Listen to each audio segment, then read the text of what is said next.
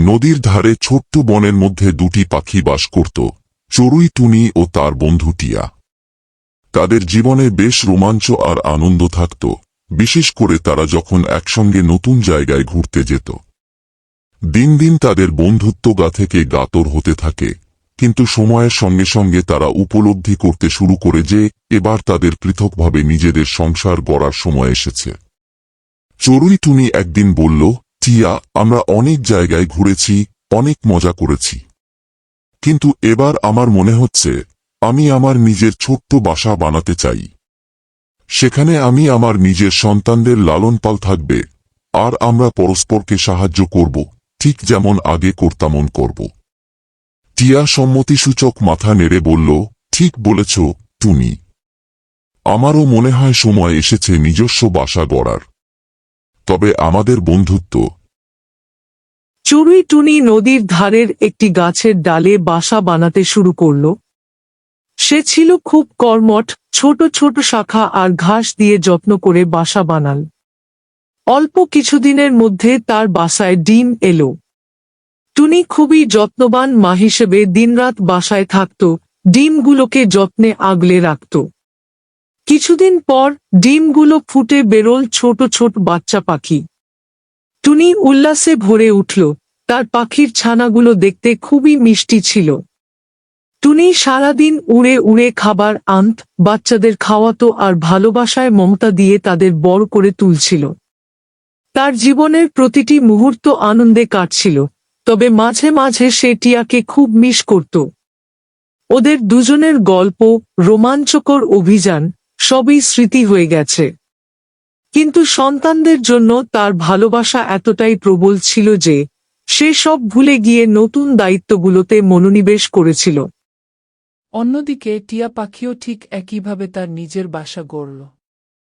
সে এক পুরনো বড় গাছের ডালে ঘাস আর ছোট শাখা দিয়ে একটা সুন্দর বাসা বানাল।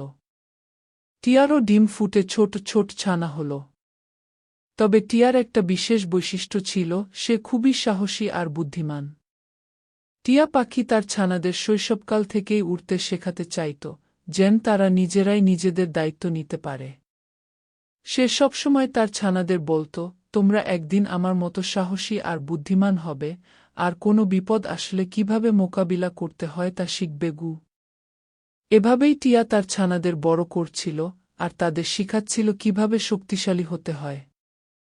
কিন্তু টিয়ার জীবনেও সমস্যা এলো যখন সে টুনির মতোই একটা বড় বিপদের সম্মুখীন। তাদের এই নিরিবিলি বনে একদিন এসে হাজির হলো এক চালাক শেয়াল। শেয়ালটি ছিল খুবই ধূর্ত এবং অত্যন্ত ক্ষতিকারক। সে বনের অন্যান্য প্রাণীদের ক্ষতি করতে শুরু করল। শেয়ালটি পাখিদের বাসা খুঁজে বের করে তাদের ডিম বা ছানাদের চুরি করার চেষ্টা করত। সে প্রায়ই চড়ুই টুনির বাসার আশেপাশে ঘোরাঘুরি করত, টুনির ছানাদের দিকে হিংস্র দৃষ্টিতে তাকাত। একদিন শেয়াল টুনির বাসার নিচে এসে বলল, এই ছোট পাখি, তোমার ছানাগুলো বেশ মিষ্টি, ওদের একটু কাছ থেকে দেখতে চাই। টুনি ভয়ে কাঁপতে লাগল, সে জানত শেয়ালের আসল উদ্দেশ্য ভালো নয়।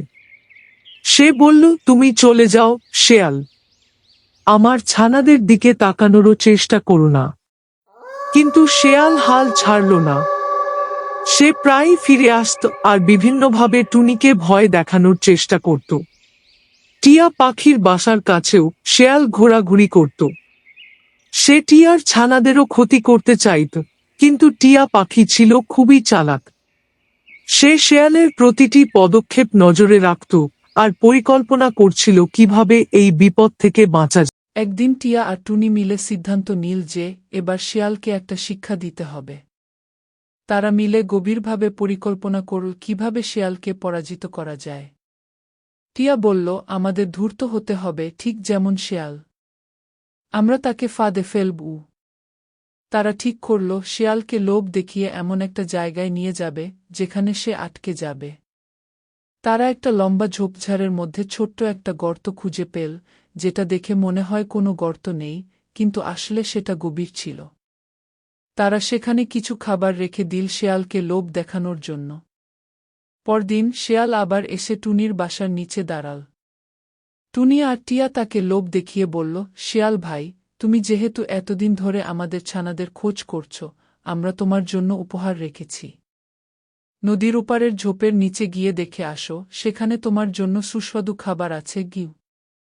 শেয়াল লোভে পাগল হয়ে সেই ঝোপের দিকে ছুটল। সে কিছু না ভেবেই সেই গর্তে গিয়ে পড়ল। যখন সে গর্তে পড়ে গেল, তখন টিয়া আর টুনি একসঙ্গে এসে তাকে বিদ্রূপ করে বলল, তুমি ভেবেছিলে তুমি আমাদের ছানাদের ক্ষতি করতে পারবে? এবার দেখলে কে কাকে ফাঁদে ফেল। শেয়াল অনেক চেষ্টা করেও গর্ত থেকে বের হতে পারল না। চড়ুই, টুনি ও টিয়া পাখি নিজেদের ছানাদের রক্ষা করতে সফল হল, আর শেয়াল তাদের কোনো ক্ষতি করতে পারল না। শেয়াল গর্ত থেকে কোনোদিনই বের হতে পারেনি। সে এখন বুঝতে পেরেছে যে শুধু ধূর্তামি আর লোভ দিয়ে সবকিছু জয় করা যায় না। তাকে পরাজিত হতে হয়েছে টিয়া আর টুনির বুদ্ধির কাছে। চড়ুই, টুনি ও টিয়া পাখি নতুন জীবনের পথে এগিয়ে গেল। তারা তাদের সন্তানদের নিয়ে নতুন অভিযানে বের হল, আর এইবার তারা জানত, পৃথিবী যতই বিপদে ভরা থাকুক না কেন, তাদের সাহস আর বুদ্ধি দিয়ে